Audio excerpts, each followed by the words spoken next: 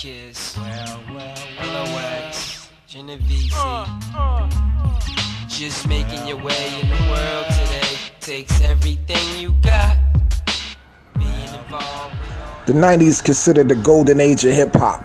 I know you heard of record labels like Def Jam, Bad Boy, Rockefeller, Rough Riders, So Def. I wanted to start my own label, so I called my label Die Hard Records, and I needed a superstar to start it off. I met this kid named Moe Money. Check him out, 97, the series. Describe the music scene in 1996. I was listening to niggas like Scarface. Like, I was totally West Coast. I didn't really fuck with the East Coast like that. Like, I don't know, it was a lot of catchy phrases with the East Coast, but I couldn't relate to none of that shit. I could relate to the West Coast shit because they was talking about a lot of stuff that I was involved in.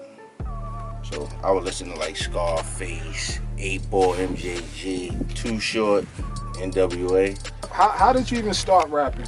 When I started seeing other dudes from the neighborhood rapping, and I was saying to myself, like, if he could do that, I could do it too. I just started putting shit on paper, and one day we was in the lunchroom, and everybody started freestyling. They said I was the best. So I said, fuck it, let's just start rapping. But I was hooping, and a lot of the dudes that I was hooping with started rapping also, like Mace and Cam. It was rumored you were supposed to go to Manhattan Center. What happened? You remember that? Is that true? Yeah, I was supposed to go to Manhattan Center. It was too many guards there. You know? And I wanted to shine. And I really couldn't shine there because we all had the same type of game. So I had to go elsewhere. I said, I'm gonna play against these niggas. So that's how I got my shine. And then them niggas got me. How did you learn how to produce? Were you a producer? I just started buying equipment, trying to put some shit together. Cause we was trying to get beats from people and couldn't get the beats. So, got the equipment, put my shit together, start hitting the boom bap. Back then we had the S900s and started MP60 and what was the other shit? 1200, SP1200, yeah. Tell us about this battle that happened. And these particular dudes was running around everywhere battling everybody. Somehow they end up in my hood on 110th and 5th Avenue. And I think they came over there to battle Trev and Raw Beans. But G-Dep tore a hole in these niggas' ass. Nobody talks about this. And these two guys, why I didn't battle? Because at the time I had a deal. These dudes didn't have no deal. I'm not battling these dudes. They hungry. So you feel your deal just... No, I felt that would have put my whole shit in jeopardy. I ain't not saying that they was better than me, or I was better than them, but come on now. So, it was rumored that you was supposed to be the best person on that area. Would you agree with that? And why would they say you was the best person? What made you the best person in that area? What made me the best person? Because I was actually doing what I was talking. These dudes was rapping.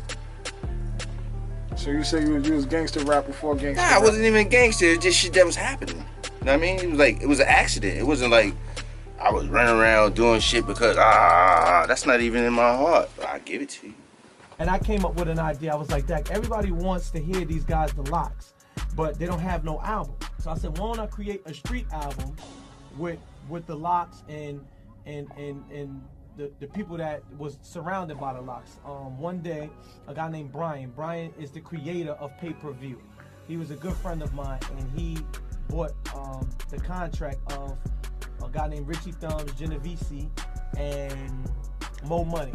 And they all was down with the Locks. So then I had a whole bunch of songs from the Locks that were unreleased. I had a whole bunch of songs from the people that were down with the Locks. So I said, let me make a mixtape called Locks Family. I didn't know the impact that mixtape would make at the time. People thought it was an album. It was so much big that the Locks was looking for me to beat me up. You understand? Like, they wanted to beat me up because it's like, oh, you bootlegging our album, which now somebody can make a mixtape with somebody and they praise them.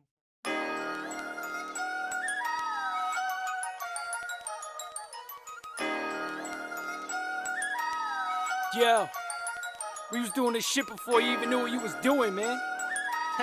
Moe Money, Genovese, Thumbs, Yonkers, Harlem. Ooh, somebody body, call somebody body, witnesses body, it's about to be a body. Ooh, somebody body, call somebody body, witnesses body, it's about to be a body. Ooh, somebody body, call somebody body, witnesses body, it's about to be a body. Ooh, somebody body, call somebody body, witnesses body, it's about to be a body. Ooh, no mask, bare face, Grim Reaper sitting on your staircase. 2 shooters, dust blunts, terminate on sight, push his whole front. More orders, man down, headshot spit from that 4 pound. Hallway sounding like a bomb in it. Soldiers everywhere, Vietnam with it.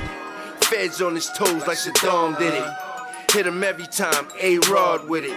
It's never him, the squad did it. He moved like a Roman, he a god with it. ooh, somebody body, call somebody body, witnesses body, it's about to be a body. Ooh, somebody body, call somebody body, witnesses body, it's about to be a body. Ooh, somebody